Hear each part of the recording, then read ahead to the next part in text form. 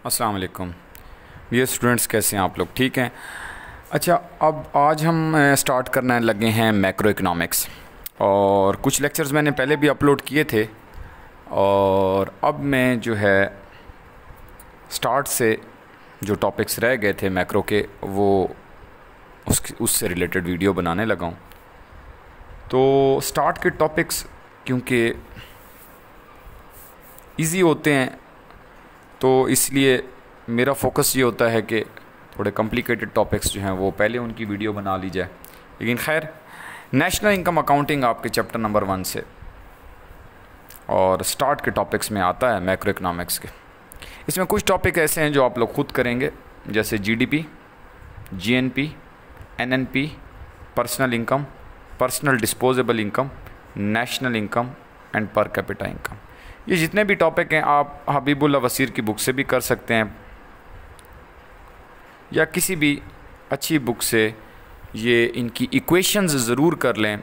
अगर आप 2017 का पेपर देखें, 2015 का पेपर देखें या 2011 का पीपीएससी लेक्चरशिप का पेपर देखें, तो यू विल सी कि इक्वेशंस में एनआई का पूछा गया है, जीएनपी का या एनएनपी के बारे में पूछा गया है। एक और कॉन्सेप्ट होता है एनडीपी, नेट डोमेस्टिक प्रोडक्ट, उसके बारे में पूछा गया है। ये आप लोग कर लेंगे, ये बहुत सिंपल है। अब और इम्पॉर्टेंट टॉपिक जो नेशनल इनकम अकाउंटिंग में आते हैं, जैसे कि रियल जीडीपी है। तो when we are measuring our GDP at constant prices और we take some base year to calculate our GDP, तो हम उसे क्या कहते हैं? हम कहते हैं कि it is real GDP. Nominal GDP क्या है? Measuring your GDP at current prices. हम प्राइसेस भी लेंगे 2020 की और quantity produce goods and services की भी लेंगे 2020 के, तो आप उसे कहेंगे nominal GDP. Next is your GDP deflator. ये एक इम्पॉर्टेंट कॉन्सेप्ट है और जीडीपी डिफ्लेटर की हेल्प से ही आप GDP real GDP find out कर सकते हैं। जीडीपी डिफ्लेटर जो है वो शो करता है changes in the prices of goods and services that are included in the measurement of GDP. अगर आप डेफिनेशन देखें जीडीपी डिफ्लेटर की, आप रिचर्ड फ्रोइन में देख लें या मैनकेव में देख लें, तो क्या दिया होता है? It is an index of prices of goods and services included in GDP. अगर मैं सिंपल वे में बताऊं कि फॉर एग्जांपल आपका जो बेस ईयर में इंडेक्स है वो क्या है? 100 है और 2020 के अंदर इंडेक्स 104 आंसर दे रहा है, तो रफली आपका जो आपके पास इन्फ्लेशन है वो कितने % होगा? 4% होगा। ये बेसिक्स आप लोग देख लेंगे, किसी भी बुक से कर लें तो बेसिक कॉन्सेप्ट्स आपके क्लियर होंगे। यहाँ से 1 से 2 MCQ बन जाते हैं। अब फार्मूला जो है, जो वेरी इंपॉर्टेंट फार्मूला है, वो आपके पास ये है, जो रियल जीडीपी का भी है। यहाँ से आप नॉमिनल जीडीपी भी निकाल लेते हैं, यहीं से आप जीडीपी डिफ्लेटर का फार्मूला भी निकाल सकते हैं। तो रियल जीडीपी क्या होती है? Nominal GDP divided by GDP deflator. और अगर आपने नॉमिनल जीडीपी को फाइंड आउट करना हो तो आप क्या करेंगे? रियल जीडीपी के साथ ये जीडीपी डिफ्लेटर जो है मल्टीप्लाई कर जाएगा। और अगर आपने जीडीपी डिफ्लेटर को फाइंड आउट करना हो तो आपने क्या करना है? Nominal GDP divided by real GDP हो जाएगा। ये एक फार्मूला आप अगर याद कर लें तो एक MCQ अगर इससे रिलेटेड आ गया तो वो आपका ज़रूर अटैम्प्ट हो जाएगा। चैप्टर नंबर 1 में एक इम्पॉर्टेंट लॉ जो है ओकन्स लॉ भी है और कभी कभी इससे रिलेटेड भी MCQ पीपीएससी में आ जाता है। Okun's law basically inverse relationship को शो करता है बिटवीन अनएम्प्लॉयमेंट एंड जीडीपी या जीएनपी। कुछ बुक्स में जीडीपी आ जाता है, कुछ बुक्स में जीएनपी आ जाता है।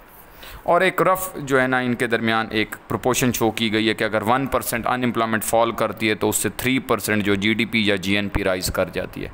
कुछ बुक्स में है कि 1% अनएम्प्लॉयमेंट फॉल करती है तो जीडीपी जो है 2% राइज कर जाती है।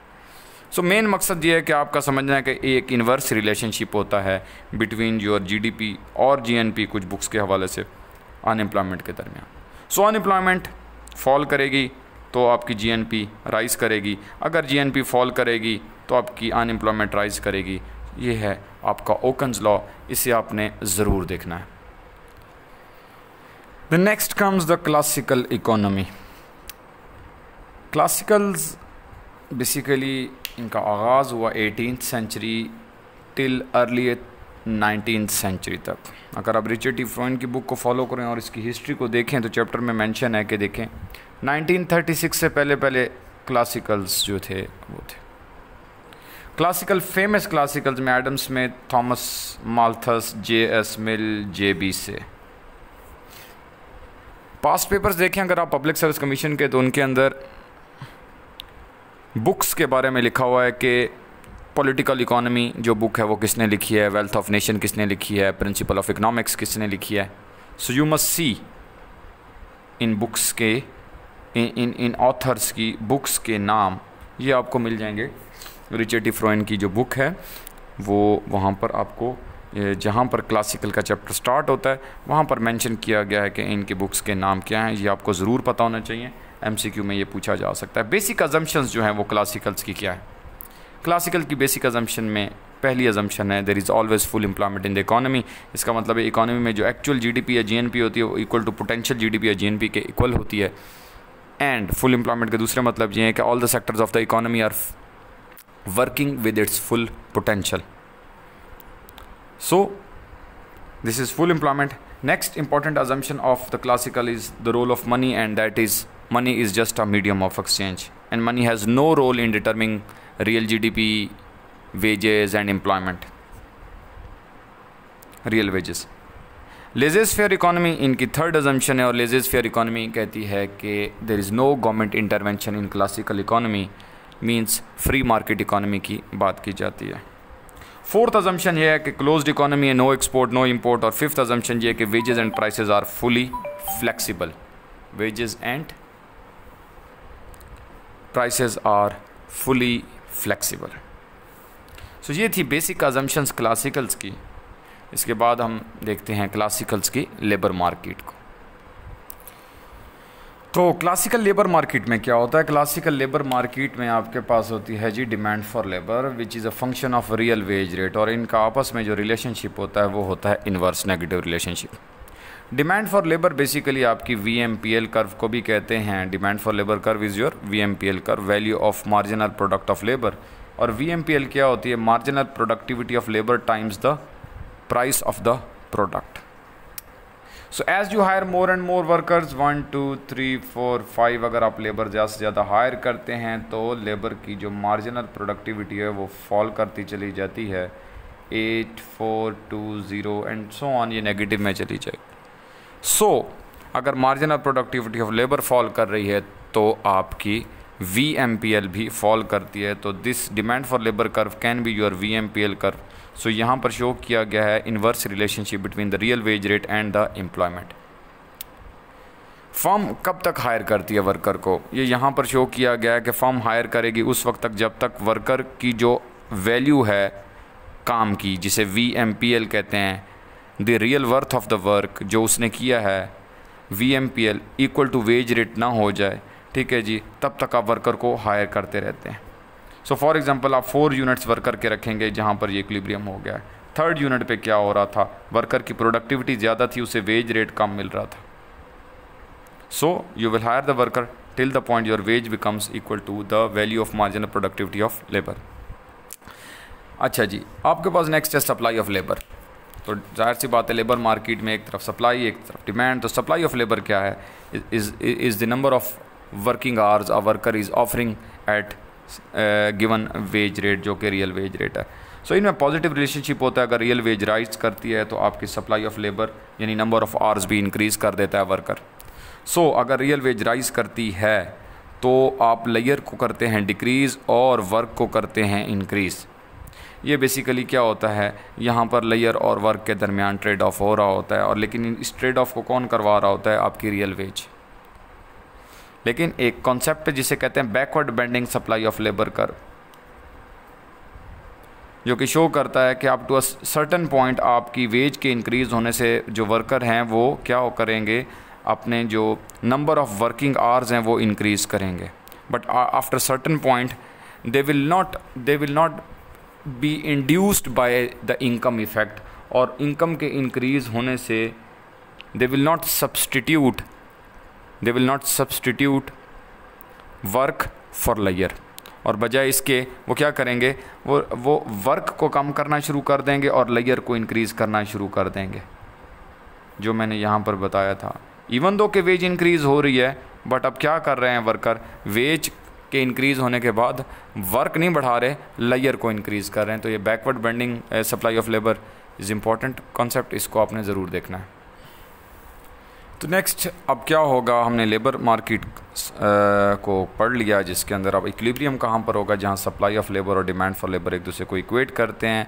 This represent your full employment. Classical में फुल एम्प्लॉयमेंट कहाँ पर होती है, जहाँ सप्लाई ऑफ लेबर और डिमांड फॉर लेबर एक दूसरे को इक्वेट करते हैं। This is your equilibrium real veg and this is your employment rate. इसी एम्प्लॉयमेंट पे आपकी ये जो मैक्सिमम आउटपुट है वो प्रोड्यूस हो रही है, जो कि फुल एम्प्लॉयमेंट को भी रिप्रेजेंट करती है, मैक्सिमम आउटपुट को भी शो करती है, पोटेंशियल आउटपुट को भी शो करती है। This is your full employment. Okay, अब नेक्स्ट कॉन्सेप्ट जो आपका MCQ में पूछा जा सकता है कि why classical aggregate supply curve is vertical. Why? Because there is always full employment in the economy, so आप मैक्सिमम आउटपुट प्रोड्यूस कर रहे हैं। ओके, तो ये जो पोटेंशियल आउटपुट है, ये मैक्सिमम आउटपुट है, ये चेंज कैसे हो सकती है? चेंज हो सकती है, शिफ्टिंग हो सकती है एग्रीगेट सप्लाई की, अगर एजुकेशन, अगर हेल्थ, अगर टेक्नोलॉजी, ठीक है जी, और डिस्कवरी ऑफ न्यू रिसोर्सेज हो जाए, ठीक है जी, तो इस सूरत हाल में आपकी aggregate supply curve rightward shift हो जाएगी। लेकिन अगर बैरूत ब्लास्ट जैसे लबनान में ब्लास्ट हुआ है, इस तरह का कोई काम हो जाए, आपकी सी पोर्ट तबाह हो जाए, आपके एसेट्स तबाह हो जाएं, तो आपकी इकॉनमी की प्रोडक्टिविटी फॉल भी कर सकती है। ज़रूरी नहीं है कि हमेशा राइज ही हो। सो एग्रीगेट सप्लाई कर्व बैकवर्ड भी मूव कर सकता है।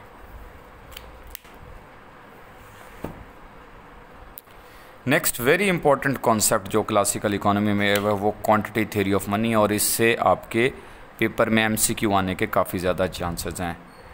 आयरविंग फिशर ने जो क्वांटिटी थ्योरी ऑफ मनी की फिशर अप्रोच पेश की 1911 में, ये जो है इसने ये थ्योरी पेश की, जो कि बताती है कि double the money supply double will the price level and half will be the value of money, और इसको आप रिवर्स भी पढ़ सकते हैं। So double the money supply double will the price level, half will be the value of money. So equation of exchange जो इन्होंने ये पेश की, ये है जी MV is equal to PY। This is basically identity, और आइडेंटिटी होती है ऑलवेज इक्वल। एक दफ़ा पेपर में MCQ ये भी आ चुका है कि MV PY ये इक्वेशन है या आइडेंटिटी है, तो ऑलवेज इक्वल जो होती है वो आइडेंटिटी होती है, तो ये आपने याद रखना है। सो यहाँ पर M जो है वो आपके पास है मनी सप्लाई, V है वेलोसिटी ऑफ मनी, और वेलोसिटी ऑफ मनी क्या होती है? The number of times a currency note changes hands in 1 year is velocity of money. तो सर्कुलेशन ऑफ मनी आपकी वेलोसिटी ऑफ मनी होती है स्पेसिफिकली 1 ईयर के अंदर। P प्राइसेस के लिए यूज़ किया जाता है और Y आउटपुट के लिए यूज़ किया जाता है। कुछ बुक्स में Y की जगह T ट्रांजेक्शन के लिए यूज़ होता है। सो M फॉर एग्जांपल सपोज करते हैं हमारे पास 1000 है, V हमारे पास 5 है और Y हमारे पास 100 है। सो हमने अब P की वैल्यू निकालनी है, तो P की वैल्यू अगर आपने निकालनी हो तो इसमें रीअरेंज करेंगे तो ये Y इधर डिवाइड हो जाएगा, तो P is equal to MV over Y। So M की वैल्यू और V की वैल्यू पुट करें तो you will get P is equal to 50। ये आपके पास P इज़ इक्वल टू 50 निकल आया। अब आपने करना सिर्फ ये है कि आपने मनी सप्लाई को डबल करके क्या कर देना है, 2000 कर देना है यहाँ पे। जैसे ही मनी सप्लाई को आप यहाँ पे 2000 करते हैं तो इस फार्मूले में यहाँ पे आपके पास आंसर आ जाएगा 2000 को 5 से मल्टीप्लाई करेंगे तो ऊपर आ जाएगा आपके पास 10,000 डिवाइडेड बाय 100 करते हैं तो आपके पास प्राइसेस जो हैं वो इंक्रीज़ होके 100 हो जाती हैं। सो पहले प्राइसेस थी 50, अब इंक्रीज़ होके क्या हो गई हैं 100। ठीक है जी, तो इसका मतलब है मनी सप्लाई के डबल करने से 1000 से 2000 जाने में आपकी जो प्राइस लेवल है वो भी डबल हो गई है। Keeping your velocity constant and output constant, ये अजम्पशन है थ्योरी की कि V और Y चेंज नहीं होंगे। लेकिन अगर MCQ आ जाता है कि फॉर एग्जांपल आपकी जो V है वो चेंज हो गई है, चेंज से मुराद अगर वेलोसिटी ऑफ मनी इंक्रीज़ हो जाए तो प्राइसेस के साथ क्या होगा। सो इफ़ वेलोसिटी या सर्कुलेशन इंक्रीज़ हो तो ज़ाहिर सी बात है इकोनॉमिक एक्टिविटी इंक्रीज़ हो रही है, इसका मतलब है एग्रीगेट डिमांड इंक्रीज़ हो रही है, स्पेंडिंग इंक्रीज़ हो रही है, सो आपकी प्राइसेस चेंज होंगी, डेफिनेटली इंक्रीज़ हो जाएंगी। आप ये चेक कर सकते हैं, इस 5 की जगह वैल्यू को 10 पुट कर दें, यू विल सी क्या होता है। इसी तरीके से आपके पास है आउटपुट, अगर आउटपुट चेंज हो जाए, आउटपुट को आप इंक्रीज़ करते हैं तो प्राइस लेवल क्या कर जाएगा, फॉल कर जाएगा। ठीक है जी, तो आप क्या करें, इस 100 को क्या करते हैं 200 करके देखें। ये जो यहाँ एग्जांपल मैंने 100 के लिए, इसको आप 200 करके देखें, यू विल सी कि आपकी जो प्राइसेस हैं वो फॉल कर जाएंगी। सो MCQ में तो पूछा जा सकता है कि अगर Y और V चेंज हो जाए तो क्या होगा। So what are the factors that affect your velocity change in V, यानी वेलोसिटी को अफेक्ट करने वाले फैक्टर्स कौन कौन से हैं। 2 फैक्टर्स मैं बता देता हूँ, पेइंग पीरियड्स एंड फेस्टिवल्स। जिस सोसाइटी में फेस्टिवल्स ज़्यादा होते हैं, त्यौहार ज़्यादा होते हैं, वहाँ सर्कुलेशन ऑफ मनी ज़्यादा होती है, वेलोसिटी ऑफ मनी भी ज़्यादा होगी। पेइंग पीरियड की बात करें अगर, तो अगर पेइंग पीरियड है वीकली, ठीक है जी, आपको 1 वीक के बाद सैलरी मिल जाती है तो वेलोसिटी होगी ज़्यादा। लाइक अगर वीकली सैलरी होगी तो वेलोसिटी ज़्यादा होगी, और अगर मंथली होगी तो वेलोसिटी कम होगी। पेइंग पीरियड जितना शॉर्ट होता है वेलोसिटी उतनी ज़्यादा होती है। सो ये MCQ बन सकते हैं यहाँ से। उसके अलावा अब आपके पास जो QTM की कैम्ब्रिज अप्रोच है, मार्शल ने पेश की ये अप्रोच, ठीक है जी, और ये क्या कहती है जी, कहती है कि मनी डिमांड जो है, अब ये मनी डिमांड साइड को फोकस करती है, MD=KPY। What is money demand? Money demand is basically cash holding, ठीक है जी, फॉर डिफरेंट मोटिव्स। और क्लासिकल में जो मोटिव था वो मनी का मीडियम ऑफ एक्सचेंज था। तो you keep money with you for the motives of transaction and precautionary, keep in mind, and precautionary. तो दोनों मोटिव क्लासिकल्स ने बताया मनी डिमांड के, और मनी डिमांड एक ख़ास प्रोपोर्शन K की रेशो से होती है, यानी PY इज़ योर GDP। तो आउट ऑफ योर GDP आप K के प्रोपोर्शन से मनी डिमांड करते हैं। So what is K? K is basically proportion. आप अगर 30% करेंगे तो आप 30% अपने पास कैश रखें आउट ऑफ 100, अगर ये GDP की वैल्यू ले लूँ तो K की वैल्यू जितनी ज़्यादा होगी उतना आप अपने पास कैश होल्ड कर रहे हैं, स्पेंडिंग कर रहे हैं, कैश को होल्ड कर रहे हैं अपने पास in the form of liquidity, ठीक है जी। तो K का फार्मूला भी है, कुछ बुक्स में गिवन होता है, K वेलोसिटी से इन्वर्सली रिलेटेड होता है। K = 1/V। जितनी ज़्यादा वेलोसिटी होगी, सर्कुलेशन ऑफ मनी जितनी ज़्यादा होगी, आप उतना अपने पास कैश कम रखेंगे, ये बात हमने याद रखनी है। सो वेलोसिटी ऑफ मनी जब इंक्रीज़ होती है तो मनी डिमांड कम हो जाती है, you keep less cash with you. एक MCQ इस तरीके से भी आया हुआ है कि अगर मनी डिमांड इंक्रीज़ हो जाती है तो प्राइस लेवल के साथ क्या होता है। देखिए, मनी डिमांड जब इंक्रीज़ होती है, you are keeping more money with you, you are not spending that money, you are holding this money in the form of liquidity.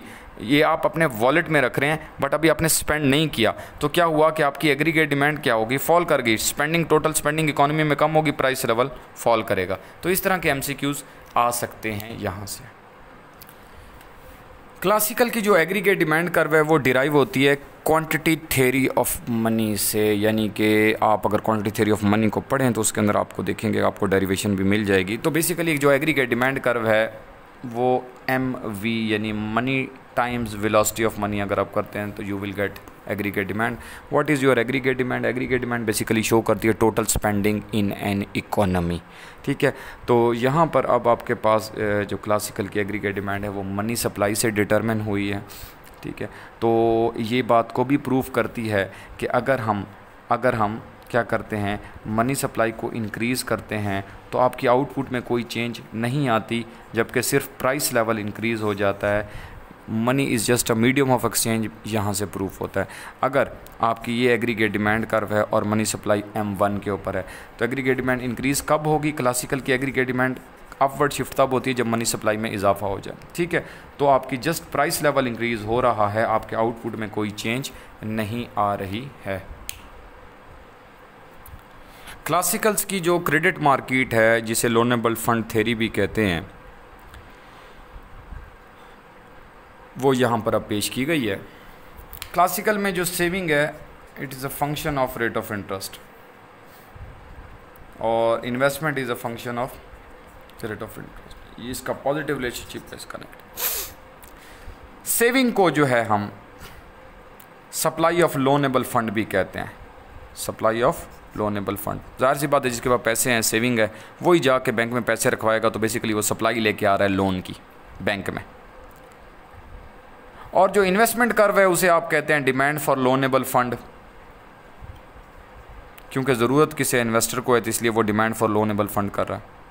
लेकिन इसके एक और नाम भी है। सेविंग जो करता है वो कहता है भाई मुझे बॉन्ड्स चाहिए एज ए गारंटी, मैंने आपको पैसे दिए हैं, ये मैं एग्जांपल दे रहा हूँ। तो डिमांड फॉर बॉन्ड जो है वो आपका सेविंग है।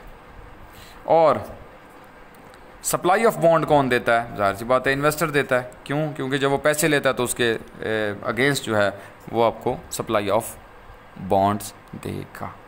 सो इंटरेस्ट रेट जो है क्लासिकल में, जो इक्विलिब्रियम इंटरेस्ट रेट है, वो कहाँ डिटरमाइन होता है? जहाँ पर savings are equal to investment, जहाँ पर demand for bonds is equal to supply of bond हो जाए, या जहाँ पर supply of loanable fund is equal to demand for loanable fund हो जाए। अब अगर आपकी demand for loanable fund increase हो जाए तो आपका इंटरेस्ट रेट जाहिर सी बात है इंक्रीज़ होगा। Supply of loanable fund increase हो जाए तो जाहिर सी बात है इंटरेस्ट रेट फॉल करेगा। सो ये बेसिक रिलेशनशिप आपको ज़रूर पता होना चाहिए। तो क्लासिकल के बाद केन्जियन आते हैं, और केन्स के आने की वजह अगर आप देखें तो केन्स किस दौर में आया? आपका ग्रेट डिप्रेशन चल रहा था। ग्रेट डिप्रेशन का जो पीरियड है वो MCQ बन के आ सकता है। वो क्या था? 1929 टू 1936। अनएम्प्लॉयमेंट 2% से इंक्रीज़ होके ग्रेट डिप्रेशन में 25.2% हो गई। केन्स की जो बुक का नाम है वो जनरल थ्योरी है, कंप्लीट पढ़ लीजिएगा, 1936 में JM केन्स ने पेश की। Keynes were of the view that there economy जो है वो फुल एम्प्लॉयमेंट पर ज़रूरी नहीं है कि होती है। Economy can be above the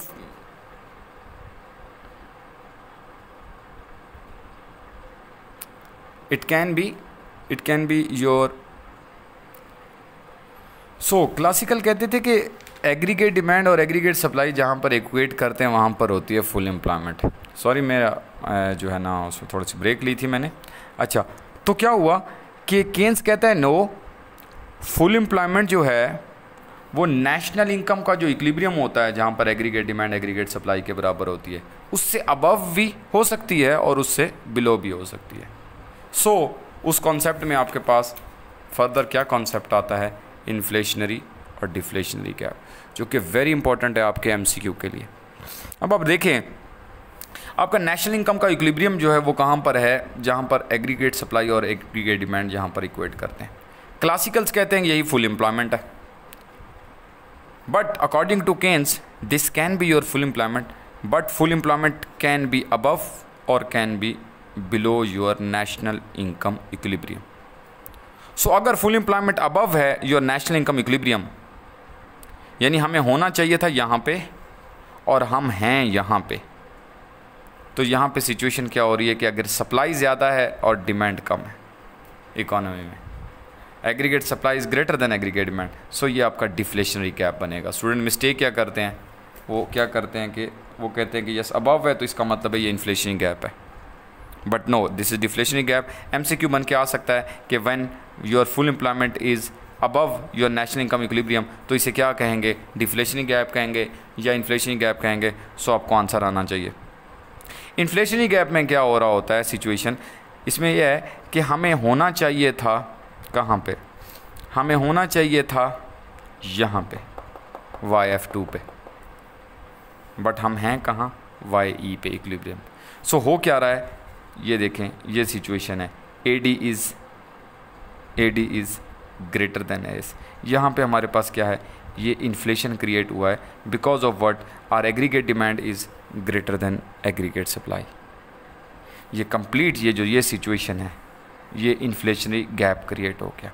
अब हमने इसे रिमूव करना है, तो अब आपको पता होना चाहिए कि इन्फ्लेशनरी गैप को रिमूव करने के लिए, कम करने के लिए आप कॉन्ट्रैक्शनरी पॉलिसीज़ अडॉप्ट करते हैं। वो कॉन्ट्रैक्शनरी क्या हो सकती हैं? फिस्कल पॉलिसी हो सकती है जिसमें आप G को कम करें और T को बढ़ाएं, और वो आपकी कॉन्ट्रैक्शनरी मॉनेटरी पॉलिसी हो सकती है जिसके अंदर आप क्या करें? मनी सप्लाई को कम करें और इंटरेस्ट रेट को इंक्रीज़ करें।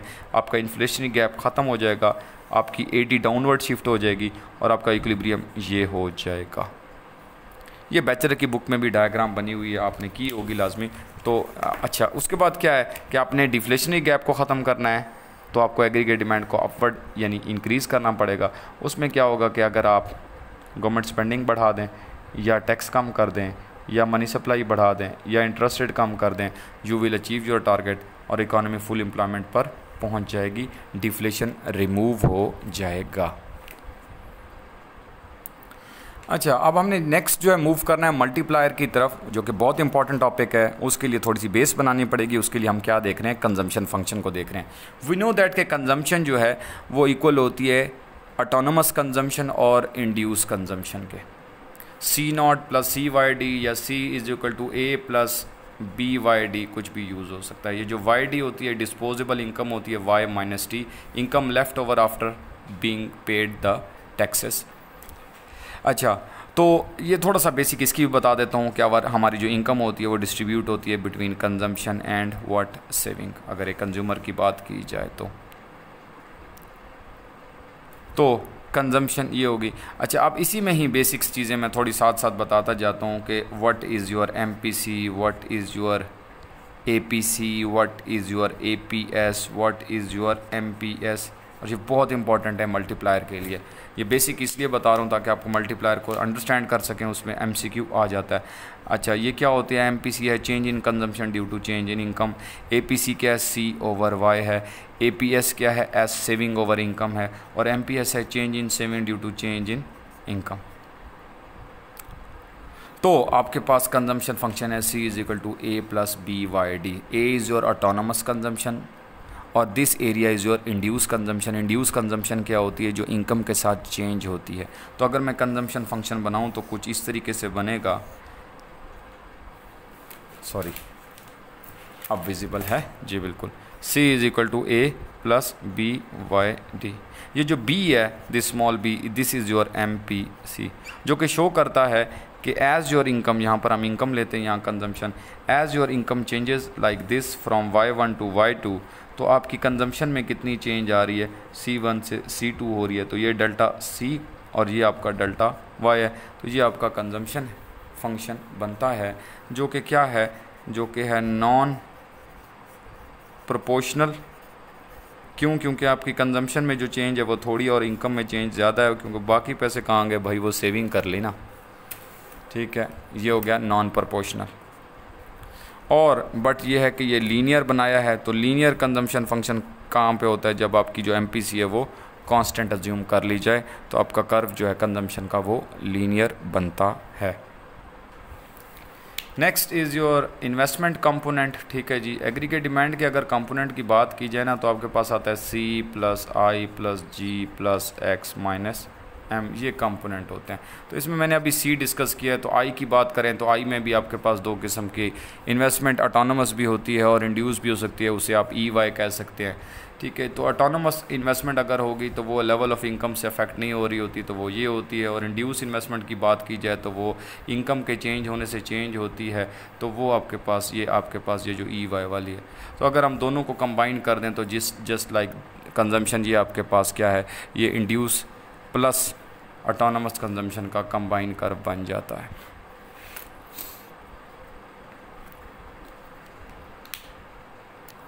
मल्टीप्लायर का बेसिक कॉन्सेप्ट पीपीएससी के पॉइंट ऑफ व्यू से अगर आप देखें तो जस्ट आपको मल्टीप्लायर की बेसिक्स आनी चाहिए, कोई बहुत डीप स्टडी की कोई ज़रूरत नहीं है, ना ही डेरिवेशंस की ज़रूरत है।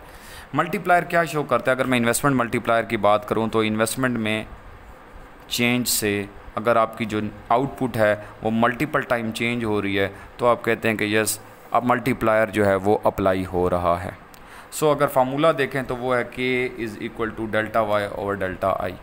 अगर मैं यहाँ पे डेल्टा वाई निकालना चाहूँ तो मेरे पास होगा के मल्टीप्लायर को रिप्रेजेंट कर रहा है डेल्टा आई। सपोज करता हूँ कि मल्टीप्लायर की वैल्यू 5 है, कैसे आती है अभी बता देता हूँ। और आपने इनिशियल इन्वेस्टमेंट ऑटोनोमस इन्वेस्टमेंट 100 की किया, तो आपकी जो जीडीपी में चेंज आई है, इनकम में चेंज कितनी आ गई है, 5 टाइम्स, जो कि 500 हो गई है। मल्टीप्लायर की जो वैल्यू है वो डिपेंड करती है सिंपल मल्टीप्लायर में एमपीसी के ऊपर। जब हम अज्यूम कर रहे हों कौन से टैक्सेस, ऑटोनोमस टैक्सेस को अज्यूम करते हैं डेरिवेशन के अंदर।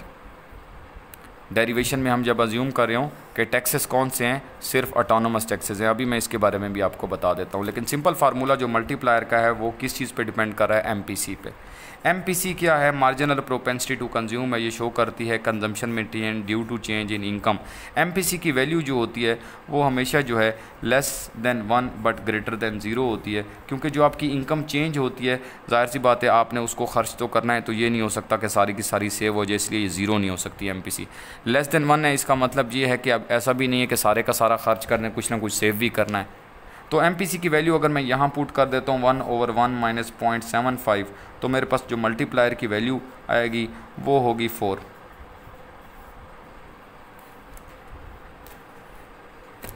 तो क्या हुआ कि 1/1 माइनस 0.75 किया तो मेरे पास 1/0.25 मेरे पास मल्टीप्लायर की वैल्यू क्या आ गई है, वो 4 आ गई है। इसका मतलब ये कि ये जो मैंने यहाँ जैसे 5 निकाली थी तो 5 कैसे आ सकती है।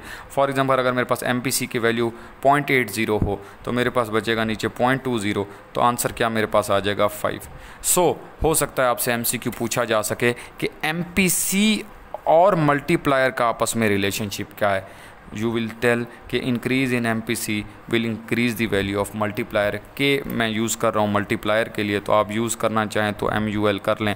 तो मल्टीप्लायर की जो वैल्यू है वो पॉजिटिवली रिलेटेड होती है किसके साथ, आपकी MPC के साथ। नेक्स्ट जो बात रह गई थी वो थी मल्टीप्लायर का रिलेशनशिप MPS के साथ। ये इक्वेशन आपने ज़रूर देखी होगी कि MPC और MPS को अगर आप ऐड करते हैं तो आंसर इक्वल टू 1 आता है। तो सिंपल MCQs ऐसे भी आ जाते हैं। ये भी आपका एक MCQ बन सकता है कि अगर आप क्या करते हैं कि 1 माइनस MPC करते हैं तो आपके पास क्या बचेगा, MPS, और 1 माइनस MPS करते हैं तो आपके पास क्या बचेगा, MPC। तो ये जो मल्टीप्लायर का फार्मूला है जिसमें 1/MPC दिया हुआ है, तो इसकी जगह आप MPS भी तो लिख सकते हैं। अगर MPS इंक्रीज़ होगा तो ये जो K यानी मल्टीप्लायर की जो वैल्यू है ये क्या होगी, अब आपके पास ज़रा डिफरेंट आंसर होगा। MPS के इंक्रीज़ करने से आपके K या मल्टीप्लायर की जो वैल्यू है वो फॉल करती है क्योंकि सेविंग लीकेज होती है। ये आपका MCQ बन सकता है PPSC पॉइंट ऑफ व्यू से। इसे आपने बड़ी तवज्जो से देखना है। आपके पास टैक्सेस जो होते हैं वो 2 किस्म के होते हैं, ऑटोनोमस टैक्स और इंड्यूस टैक्सेस। तो ये जो T है, TY कह लें इसे, स्मॉल t, ये MPT है, मार्जिनल प्रोपेंसिटी टू टैक्स कह लें या मार्जिनल रेट ऑफ टैक्स कह लें। कुछ बुक्स में MRT यूज़ होता है। ये होता है change in taxes due to change in level of income. अब इसकी जो कर्व है वो भी बिल्कुल वैसे ही बनेगा जैसे कंजम्पशन का है। दिस रिप्रेजेंट योर T0, और जिस रेट से ये इंक्रीज़ हो रहा है उसे क्या कहते हैं, MPT, जो कि इधर शो की जा सकती है कि इतना चेंज इन टैक्स आया है और इतनी चेंज इन इनकम आई है। So this is your T0 plus TY। तो मैं अभी आपको पीछे बता भी रहा था कि आपके पास जब डेरिवेशन होती है मल्टीप्लायर की तो कुछ विद ऑटोनोमस टैक्स होती है और कुछ विद इंड्यूस टैक्स होती है। जब आप इंड्यूस टैक्स को इन्वॉल्व करते हैं तो आपके पास जो लीकेज है वो इंक्रीज़ हो जाती है। डिनोमिनेटर जो मल्टीप्लायर का होता है उसके अंदर आपके पास जो है MPT भी इन्वॉल्व हो जाती है। अगर मैं एक सिंपल फार्मूला लिखूं तो आपके पास पहले MPS आता था, तो अब नीचे जो है वो MRT या MPT भी आ जाएगा। जितनी भी पॉजिटिव वैल्यूज़ आपके पास ऐड होती चली जाती हैं मल्टीप्लायर के फार्मूला में नीचे, उतनी लीकेजेस इंक्रीज़ होती हैं और आपका जो K मल्टीप्लायर की वैल्यू जो है वो डिक्रीज़ हो जाती है, जो अभी हम करने लगे हैं। इंपोर्ट मल्टीप्लायर या ट्रेड मल्टीप्लायर से भी क्वेश्चन आ जाता है। आपको फार्मूलाज जो है ना उनके पता होना चाहिए। डेरिवेशन की कोई ख़ास ज़रूरत नहीं है इस स्टेज के ऊपर। ये जो PPSC का आपका जो होता है मतलब टेस्ट होता है लेक्चरशिप का। अच्छा, तो क्या हो गया कि यहाँ पर ये जो फार्मूला है वो उसमें ये होता है -1, क्योंकि मैं इंपोर्ट मल्टीप्लायर ले रहा हूँ और वो नेगेटिव होता है, तो आपके पास यहाँ आ जाएगा -1 divided by MPS plus MPT plus MPM। अब ये MPM क्या है ये तो बता चुका हूँ पहले। MPM है मार्जिनल प्रोपेंसिटी टू इंपोर्ट या आपकी change in imports due to change in income. Import का फार्मूला अगर आप देखें बुक के अंदर डेरिवेशन में तो M0 प्लस MY होता है, और ये जो है बिल्कुल कर्व वैसे होता है। ये आपके पास ऑटोनोमस इंपोर्ट हैं और जिस रेट से इंपोर्ट्स बढ़ रही हैं उसे MPM कहेंगे। यहाँ चेंज इन इनकम लेंगे और यहाँ चेंज इन इंपोर्ट्स लेंगे। So the thing is that when you take induced tax, आपका जो मल्टीप्लायर का फार्मूला है उसमें नीचे MRT या MPT आ जाएगा। यानी अब आपके पास 3 लीकेजेस हैं, सेविंग, इंपोर्ट और टैक्सेस। आपके मल्टीप्लायर की वैल्यू वेरी लो आएगी जितनी आपकी जो डिनोमिनेटर में लीकेजेस की वैल्यूज़ इंक्रीज़ होती जाएंगी या लीकेजेस ऐड होती चली जाएंगी। ये भी मल्टीप्लायर है, इंपोर्ट मल्टीप्लायर है, लेकिन इसकी डेरिवेशन जब आपने की है तो इसकी डेरिवेशन में आपने टैक्सेस को जस्ट अज्यूम किया है ऑटोनोमस। सो ये बेसिक सी चीज़ें हैं, इसको आपने ज़रूर देखना है, ठीक है। थोड़ा सा माइनर डिफरेंस होता है। अब यहाँ पर मल्टीप्लायर की वैल्यू ज़रा लार्जर आएगी as compare to this formula. जब आपने इंड्यूस टैक्सेस को ज्यूम किया है तो आपके पास 3 प्लस वाली वैल्यूज़ मौजूद हैं डिनोमिनेटर में, जो कि ओवरऑल मल्टीप्लायर की वैल्यू को रिड्यूस कर देंगी। Next is your super multiplier या इंड्यूस इन्वेस्टमेंट मल्टीप्लायर भी कहते हैं। इसकी डेरिवेशन के अंदर जब आप I is equal to I naught plus e Y ये वैल्यू यूज़ करेंगे मल्टीप्लायर की डेरिवेशन के अंदर। ये E जो है ये MPI कहते हैं, मार्जिनल प्रोपेंसिटी टू इन्वेस्ट कह लें आप, या change in investment due to change in income कह लें, या ये एक्सेलरेटर कोफिशेंट कह लें। जब ये ऐड हो जाते हैं तो मल्टीप्लायर और एक्सेलरेटर दोनों का इंटरेक्शन जो है वो इन्वॉल्व हो जाता है और मल्टीप्लायर की लार्जर वैल्यू आती है। फार्मूला कुछ इस तरीके से हो जाता है कि अगर मैं ये यूँ लूँ तो 1/1 माइनस MPC माइनस MPI या 1/1 माइनस B माइनस E। ये जो E है ये यहाँ से हमने लिया डेरिवेशन में। जब आपके फार्मूले के अंदर इस तरीके से ये माइनस में जितनी ज़्यादा वैल्यूज़ डिनोमिनेटर में आए तो वो क्या करती हैं, ओवरऑल मल्टीप्लायर की वैल्यू को इंक्रीज़ कर देती हैं। तो आप फाइंड आउट कर सकते हैं, यहाँ पे वैल्यूज़ पुट करके देख लें। इसे 0.75 पुट कर लें, इसे 0.20 पुट करें तो नीचे आपके पास डिनोमिनेटर में जो वैल्यू बचेगी वो होगी 1.05। तो आपके मल्टीप्लायर का आंसर कितना आएगा, 20 आएगा, जो कि बहुत इंप्रेसिव है। सो इसलिए इसे सुपर मल्टीप्लायर कहते हैं। Next is your balance budget multiplier. Balance budget multiplier की जो वैल्यू होती है वो इक्वल टू 1 होती है। अगर आपने कुछ नहीं आपको याद रहता ना तो आपने ये ध्यान में रखना है कि जो बैलेंस बजट मल्टीप्लायर है उसकी वैल्यू जो होती है वो 1 होती है। यानी जितनी GDP में जितनी भी आपकी इन्वेस्टमेंट में चेंज आती है, मिसाल के तौर पे 100 की आती है, तो आपकी GDP में भी अगर चेंज 100 की आ रही है, कोई मल्टीप्लायर इफेक्ट नहीं है, क्योंकि आपकी वैल्यू जो मल्टीप्लायर की है वो 1 है। लेकिन ऐसा क्यों है? बेसिकली इसमें ये होता है कि आपने गवर्नमेंट एक्सपेंडिचर में इजाफा किया है। कैसे किया है? गवर्नमेंट एक्सपेंडिचर आपने बढ़ाने थे, लेकिन आपने कैसे किया है? बेसिकली आपने टैक्सेस को इंक्रीज़ कर दिया है। अब टैक्सेस को इंक्रीज़ करने से ये टैक्स मल्टीप्लायर की वैल्यू जनरेट होती है -B/1 -B। ये जो -B है बेसिकली B आपकी MPC है। तो आपके पास फार्मूले में -MPC डिवाइडेड बाय 1 -MPC ये टैक्स का फार्मूला है, टैक्स मल्टीप्लायर का फार्मूला। और 1/1 -B यानी 1/1 MPC ये आपके पास है गवर्नमेंट स्पेंडिंग का फार्मूला। सो जो इसके पॉजिटिव इम्पैक्ट्स थे गवर्नमेंट स्पेंडिंग के होने थे, गवर्नमेंट एक्सपेंडिचर मल्टीप्लायर के KG यानी गवर्नमेंट एक्सपेंडिचर मल्टीप्लायर के जो पॉजिटिव इफेक्ट्स थे वो कैंसिल आउट हो जाएंगे KT यानी टैक्स मल्टीप्लायर की वजह से, और ओवरऑल आपके पास जो मल्टीप्लायर की वैल्यू आएगी वो 1 आएगी। तो ये बहुत इंपॉर्टेंट है, इसे आपने ज़रूर देखना है PPSC के पॉइंट ऑफ व्यू से। अच्छा, आपको क्वेश्चन ऐसे दिया होगा C = 28 + 0.8y और आपसे पूछा होगा what is the value of multiplier. अब आप परेशान हो जाएंगे, आप कहेंगे ये क्या पूछ लिया हमारे से। बहुत सिंपल सी बात है, कंजम्पशन फंक्शन दिया हुआ है। कंजम्पशन फंक्शन ये जो पॉइंट वाली वैल्यू होती है MPC होती है। फार्मूला आपको पता है 1/1 - MPC। यहाँ से उठा के इधर पुट करेंगे इसे, आपके पास K की वैल्यू आ जाएगी। ये भी पूछा जा सकता है कि if investment is equal to 100, change in investment is equal to 100, C = 28 + 0.8y suppose, तो वो कहेगा कि इनकम में चेंज कितनी आई है। अब आप कहेंगे वो ये नेक्स्ट लेवल का क्वेश्चन उसने पूछ लिया। और नेक्स्ट लेवल क्या है कि पहले आप मल्टीप्लायर की वैल्यू निकालेंगे K की, क्योंकि 0.8 है तो आपके पास मल्टीप्लायर की वैल्यू 5 निकलेगी। निकाल के देख लीजिएगा, 0.8 पुट करते हैं तो मल्टीप्लायर की वैल्यू 5 आती है। तो आप 5 को मल्टीप्लाई करेंगे 100 से तो आपके पास डेल्टा y जो है वो आ जाएगा 500। सो क्या है कि मल्टीप्लायर का MCQ इस तरीके से भी आ सकता है। Thank you very much for listening me and next video का वेट करें।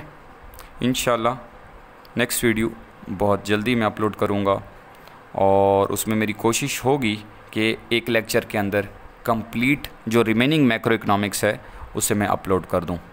अपने दोस्तों की मदद करें, अपने वालिदैन की खिदमत करें, खुश रहें। अस्सलामु अलैकुम।